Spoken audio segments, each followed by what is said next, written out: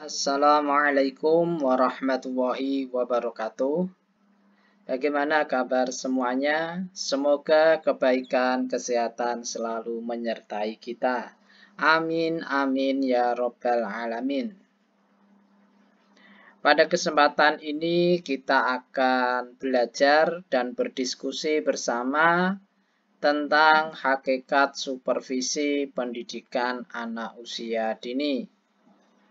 Sebelum kita mulai diskusi kita pada hari ini, mari kita awali terlebih dahulu dengan bacaan basmalah bersama-sama. Bismillahirrahmanirrahim.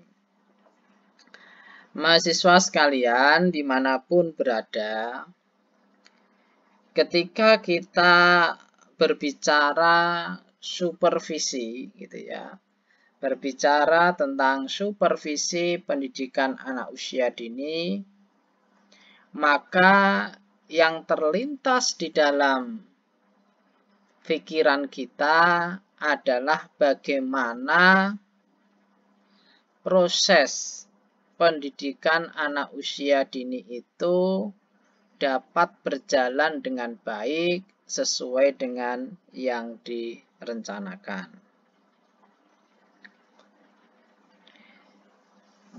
Dalam dunia pendidikan, supervisi memiliki peran penting, terutama dalam meningkatkan kualitas satuan pendidikan. Artinya, ketika suatu lembaga pendidikan atau satuan pendidikan ingin meningkat kualitasnya, maka salah satu yang perlu dilakukan oleh pimpinan, gitu ya, atau oleh siapapun yang memiliki wewenang untuk melakukan kegiatan supervisi, gitu ya, melakukan kegiatan supervisi. Supervisi sendiri ya tentu adalah kegiatan pimpinan dalam satuan pendidikan yang bertugas untuk mengawasi atau melihat aktivitas yang dilakukan oleh pendidik maupun tenaga kependidikan.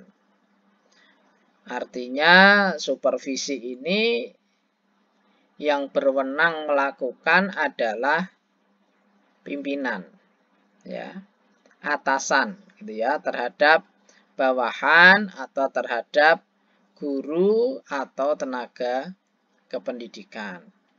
Kalau dalam lembaga pendidikan anak usia dini, maka yang berwenang melakukan supervisi tentu saja adalah kepala PAUD. Ya, jadi kepala PAUD itu melakukan supervisi terhadap guru maupun tenaga kependidikan. Dengan kegiatan supervisi ini, maka harapannya setiap pekerjaan itu menjadi efektif, efisien, dan juga berkualitas hasilnya.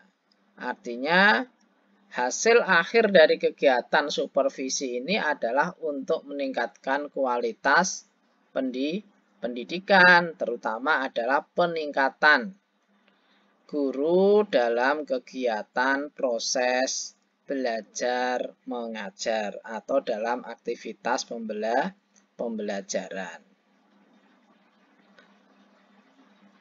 Lantas apa itu supervisi, gitu ya? Jadi kita harus tahu sebenarnya apa sih supervisi itu, kan begitu. Nah, istilah supervisi itu sendiri itu berasal dari bahasa Inggris, ya, to supervise, gitu ya. Jadi berasal dari bahasa Inggris to supervise, yang berarti mengawasi atau melihat, gitu ya. Jadi yang berarti mengawasi atau melihat. Maka orang yang mengawasi itu disebut sebagai supervisor, ya, pengawas, gitu ya. Jadi ada supervisor atau pengawas. Dalam lembaga PAUD itu ada namanya pengawas TK. Ya, berarti dia sebagai supervisor. Ya, yang bertugas mengawasi, membina lembaga-lembaga PAUD yang ada di bawah binaannya. Dalam Kamus Besar Bahasa Indonesia, supervisi ini memiliki makna pengawasan utama atau bisa juga dikatakan sebagai pengontrol. Pengontrol apa? Pengontrol aktivitas ya yang dilakukan oleh supervisi ya, oleh orang-orang yang diawasi kan begitu. Maka supervisi itu bisa dikatakan sebagai pengawasan pimpinan atau orang-orang yang diberikan kepercayaan untuk menjadi supervisor terhadap aktivitas, daya cipta, dan kinerja bawahannya. Ini ya. Jadi tugas menjadi supervisor itu ya sangat berat karena harus betul-betul jeli, harus betul-betul paham tentang apa saja yang dilakukan oleh bawahannya, harus paham juga tentang pedoman-pedoman, tentang SOP itu juga harus paham dan menguasai. Artinya supervisor ini ya harus orang yang ahli kan begitu ya. Kalau dalam perusahaan-perusahaan besar untuk bisa menjadi supervisor ini ya membutuhkan ya waktu ya, membutuhkan pengalaman kerja yang luar biasa. Saya kira dalam dunia pendidikan juga sama, untuk bisa menjadi supervisor, untuk bisa menjadi seorang kepala sekolah itu kan membutuhkan pengalaman berapa tahun terlebih dahulu ya untuk bisa jadi kepala sekolah atau bahkan untuk bisa menjadi seorang pengawas TK itu kan butuh tahapan-tahapannya gitu ya, ada tahapan-tahapan yang harus dilalui. Nah, kemudian menurut para ahli gitu ya, penjelasan tentang supervisi menurut para ahli ini, misalnya menurut Purwanto, supervisi itu adalah suatu aktivitas pembinaan yang direncanakan untuk membantu para guru dan pegawai sekolah lainnya dalam melakukan pekerjaannya secara efektif. Jadi tidak hanya sekedar mengawasi saja, nanti ada kegiatan pembinaan. Artinya ketika setelah mengawasi, maka akan dilakukan kegiatan pembinaan, pendampingan supaya pekerjaannya itu menjadi berkualitas, menjadi lebih efektif gitu ya. Kemudian menurut Malulang, supervisi adalah proses untuk mengawasi ya, pekerjaan yang sudah dilaksanakan. Jadi mengawasi pekerjaan-pekerjaan yang dilaksanakan, kemudian melakukan penilaian dan juga melakukan koreksi jika diperlukan. Dalam rangka apa? Untuk pelaksanaan pekerjaan supaya sesuai dengan rencana yang ditetapkan. Artinya di sini ada proses dalam supervisi itu, ngawasi, menilai, dan melakukan koreksi. Ini menurut Manulang. Kemudian menurut Mulyasa, supervisi itu adalah segala usaha pejabat sekolah gitu ya, atau pimpinan sekolah dalam memimpin guru-guru dan tenaga kependidikan lainnya. Artinya di sini adalah segala usaha pejabat sekolah dalam memimpin guru-guru dan tenaga kependidikan lainnya. Artinya di sini bahwa dalam hal memimpin ini kan harus tadi ya bisa memberikan pengawasan, bisa memberikan penilaian, bisa juga melakukan pembinaan supaya guru-guru dan tenaga kependidikan ini ya dari hari ke hari semakin baik, baik itu dalam kegiatan pembelajaran maupun dalam pengelolaan administrasi yang lain.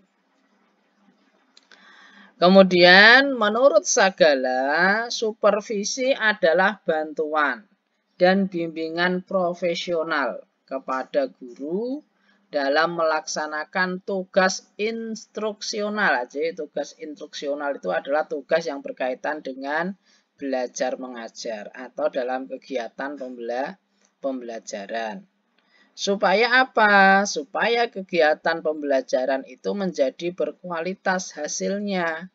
Jadi supaya hasilnya itu meningkat, maka supaya hasilnya itu semakin berkualitas, maksudnya hasil pembelajaran, maka perlu dilakukan supervisi, bimbingan, binaan, ya, arahan.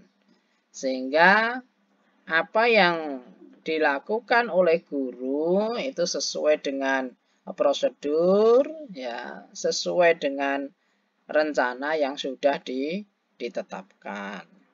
Ini adalah pengertian supervisi menurut para ahli.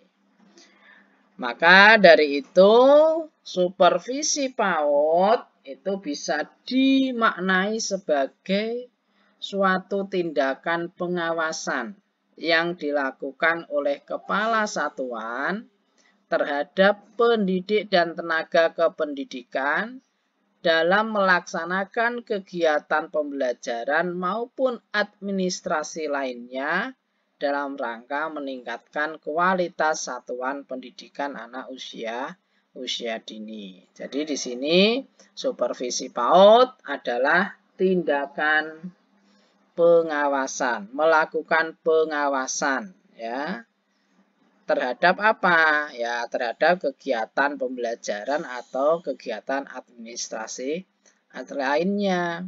Dari pengawasan ini maka nanti akan diperoleh hasil. Apakah, ya, guru-guru, tenaga kependidikan itu sudah baik kualitasnya? Apakah rencana-rencana yang sudah ditetapkan itu sudah berjalan semestinya atau bisa dijadikan sebagai dasar dalam melakukan pengembangan, dalam melakukan pembinaan terhadap pendidik maupun tenaga kependidikan. Jadi ini, ya, ini adalah pengertian supervisi PAUD. Yang selanjutnya adalah tujuan supervisi pendidikan. Jadi secara umum tujuan supervisi pendidikan itu yang pertama adalah membina kepala sekolah dan guru-guru untuk lebih memahami tujuan pendidikan yang sebenarnya dan peranan sekolah dalam merealisasikan tujuan tersebut. Jadi tujuan yang pertama ini adalah bagaimana antara pelaksanaan dengan tujuan itu harus sejalan, gitu ya, harus sejalan, tidak boleh bertentangan, sehingga di sini kepala sekolah, pimpinan sekolah, guru-guru itu harus betul-betul tahu, ya, tentang tujuan pendidikan yang sudah ditetapkan.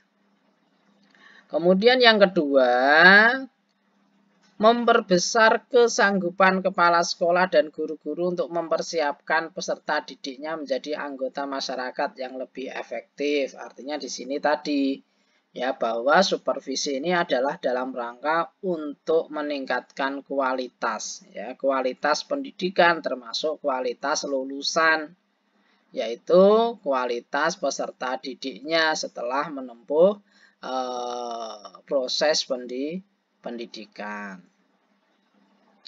Kemudian yang ketiga, yaitu membantu kepala sekolah dan guru mengadakan diagnosis secara kritis terhadap aktivitas-aktivitasnya, kesulitan-kesulitannya, serta membantu mereka dalam merencanakan perbaikan-perbaikan. Jadi supervisi ini ya untuk cara melakukan diagnosis lah, ya, tentang aktivitas-aktivitas yang sudah dilakukan. kira-kira hambatan-hambatannya apa saja yang perlu dilakukan perbaikan. Sehingga proses ya belajar mengajar itu nanti bisa berjalan dengan baik, bisa menghasilkan peserta didik yang berkualitas. Kemudian yang berikutnya adalah meningkatkan kesadaran kepala sekolah dan guru-guru serta warga sekolah lain terhadap cara kerja yang demokratis dan komprehensif serta memperbesar kesediaan untuk tolong-menolong. Jadi di sini adalah bahwa supervisi ini ya dalam rangka untuk bisa berkolaborasi, bekerja dalam tim. Ya, bagaimana bisa saling memberikan masukan, saling menolong ya untuk melakukan berbagai perbaikan-perbaikan yang itu tujuan akhirnya adalah untuk meningkatkan kualitas pendidikan. Kemudian yang berikutnya, tujuan supervisi pendidikan adalah untuk memperbesar semangat guru-guru dan meningkatkan motivasi berprestasi untuk mengoptimalkan kinerja secara maksimal dalam profesinya. Artinya di sini ya dengan adanya supervisi maka kan akan ada binaan-binaan, akan ada pengembangan berkaitan dengan profesi keguruan. Tentu ini akan menjadi semangat tersendiri, menjadi motivasi tersendiri ya bagi guru-guru untuk terus meningkatkan ya kinerja dengan sebaik-baiknya. Kemudian tujuan umum supervisi pendidikan yang terakhir adalah membantu kepala sekolah untuk mempopulerkan pengembangan program pendidikan di sekolah kepada masyarakat, gitu ya. Nah, ini kemudian tujuan umum yang lainnya bahwa supervisi pendidikan itu untuk melindungi orang-orang yang disupervisi terhadap tuntutan-tuntutan yang tidak wajar dan kritik-kritik yang tidak sehat dari masyarakat.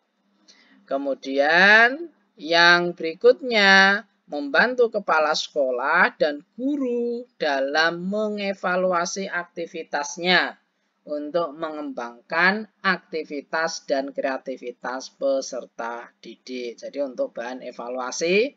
Yang terakhir, untuk mengembangkan rasa kesatuan dan persatuan atau kolegialitas di antara guru.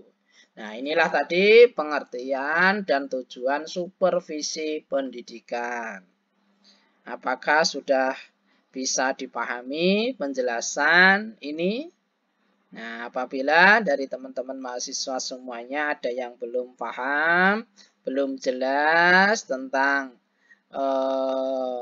penjelasan yang saya berikan, silahkan ya teman-teman tanya ya di kolom komentar video ini. Jadi silahkan teman-teman tuliskan pertanyaannya. Apa yang belum jelas ditanyakan, insya Allah akan saya jawab dengan sebaik-baiknya. Selanjutnya adalah tujuan supervisi PAUD. Ya. Lantas apa itu tujuan supervisi PAUD? Gitu ya. Yang pertama ya untuk perbaikan dan perkembangan proses belajar mengajar pendidikan anak usia dini secara total supaya dapat meningkat kualitasnya. Jadi tujuan dari supervisi itu ya adalah untuk perbaikan dan perkembangan proses ya proses pendidikan. Dengan adanya supervisi maka akan ada perbaikan-perbaikan karena kita tahu tentang kekurangan-kekurangan, tentang kelebihan-kelebihan sehingga nanti akan dapat membantu terlaksananya pendidikan yang berkualitas. Kemudian yang kedua, untuk mengembangkan dan meningkatkan kompetensi pendidik dan tenaga kependidikan PAUD. Jadi harapannya dengan supervisi ini, guru-guru PAUD, ya, tenaga kependidikan PAUD itu semakin profesional, ya, semakin profesional, karirnya semakin berkembang, tentu ya, sejalan dengan majunya kualitas pendidikan anak usia dini yang ada di Indonesia. Begitu. Yang berikutnya adalah fungsi supervisi pendidikan. Jadi apa saja sih sebenarnya fungsi dari supervisi pendidikan? Kenapa kok supervisi pendidikan itu perlu dilakukan? Yang pertama adalah untuk penelitian. Yang kedua untuk penilaian. Yang ketiga untuk perbaikan. Dan yang keempat untuk pembinaan. Jadi ada 4 poin utama ini. Kenapa supervisi pendidikan itu perlu dilakukan. Fungsi penelitian itu maksudnya adalah bahwa supervisi itu berfungsi, ya, yang dapat mencari jalan keluar dari masalah yang dihadapi. Artinya untuk riset, untuk mencari, ya, segala bentuk persoalan-persoalan, ya, yang terjadi dan bisa mencari jalan keluar atau bisa mencari solusinya. Sehingga persoalan-persoalan yang dihadapi oleh guru, oleh satuan PAUD itu bisa diatasi dengan sebaik-baiknya. Kemudian yang kedua, penilaian itu maksudnya bahwa untuk mengukur tingkat ketercapaian dan kemajuan yang diinginkan. Artinya, apakah tujuan-tujuan pendidikan yang sudah ditetapkan itu tercapai, tujuan-tujuan pembelajaran sudah tercapai, apakah sesuai dengan rencana yang sudah dibuat atau tidak. Nah, itu adalah dalam rangka fungsi penilaian. Kemudian yang ketiga adalah fungsi perbaikan. Maksudnya supervisi itu adalah sebagai usaha untuk mendorong guru baik secara perseorangan maupun kelompok agar mereka mau melakukan berbagai perbaikan dalam menjalankan tugas mereka. Tentu perbaikan itu harus terus-menerus dilakukan supaya tahu perbaikan-perbaikannya di mana, apa yang perlu dilakukan. Maka itulah, ya, fungsi dari supervisi pendidikan. Kemudian yang fungsi terakhir yaitu pembinaan. Dengan adanya supervisi ini maka nanti akan bisa, ya, pimpinan, kepala sekolah, kepala PAUD itu melakukan pembinaan. Yaitu salah satu usaha untuk memecahkan masalah yang sedang dihadapi, yaitu dengan melakukan pembinaan atau pelatihan. Oke, sampai di sini silahkan kalau ada teman-teman yang belum jelas bisa bertanya dan menuliskan di kolom komentar dalam video ini. Terakhir adalah pertanyaan untuk teman-teman semuanya, yaitu jelaskan siapa yang bertugas menjadi supervisor dalam satuan pendidikan anak usia dini dan siapa orang yang harus disupervisi. Silahkan tuliskan jawaban teman-teman semuanya di kolom komentar dalam video ini. Semoga sukses. Demikian pertemuan pada hari ini. Semoga apa yang kita pelajari, yang kita diskusikan pada hari ini membawa manfaat bagi diri kita. Mari kita akhiri dengan bacaan hamdalah bersama-sama. Alhamdulillahirabbil alamin. Saya akhiri. Wassalamualaikum warahmatullahi wabarakatuh.